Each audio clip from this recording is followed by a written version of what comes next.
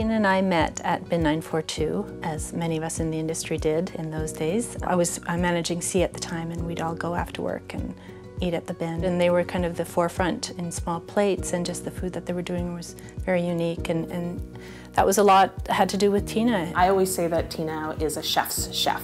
She is one of those chefs that is beloved by other chefs. For those of us who wanted to be out, tasting food, being out in the evening, having a nice time, it was church. So many people would go and hang out and yeah, let her feed them. She was a consummate host.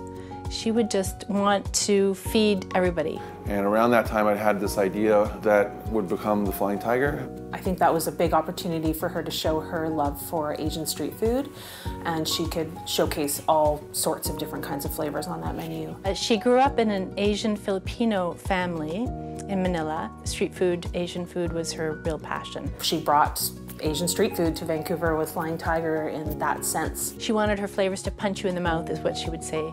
4.5 years, not a single QSA ever. People didn't really know that she had worked with some of the best chefs. People didn't know her history working at Lumiere. They didn't know that she'd been at Star Anise. She not only worked with and for some of the best in this city, but she came into places and she did consulting and she gave feedback on food and often volunteered it because she loved food and she loved the people that she was cooking for. She would just run. You know, she would go and do projects regularly, take a little break to go consult on a project like Taqueria or Faux Bourgeois. I actually started Service Excellence on my own, and Tina was consulting on her own, and then when we got together, we then combined forces. I really think that they started a path with so many incredible restaurants in the city.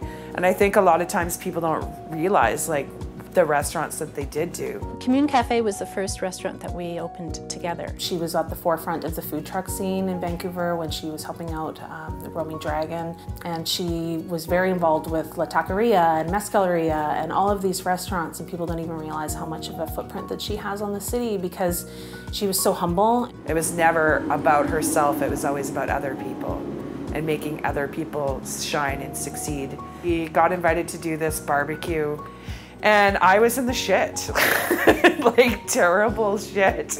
There's people lined up, I'm almost in tears. And I just turn around and I look up and there she is. And she's like, Shalom, you're in a lot of trouble right now. She just got in there and she just started putting the sausages and cutting the buns and cleaning up my mess. And at that time she was really sick, but she came there to support us. The industry really rallied around her when she first got her diagnosis. I mean, we were both in shock at how much support we were offered. People like Michael Noble coming from Calgary to work the Mise en Place fundraiser. Zest restaurant said that they wanted to do a fundraiser from their restaurant as well. Alex Tung asked to create the pasta party. Pino Pastoraro, J.C. Poirier, they came and cooked. When our friend Owen passed away, who also had cancer, Tina said to me, he's most comfortable with his knife in his hand. And I think this last year was like that for her too, that if she could cook, she felt normal. She wanted to die with her chef shoes on. Now she didn't do that, but she did as much as she could. She's really made me the chef that I am today. She's a huge mentor of mine.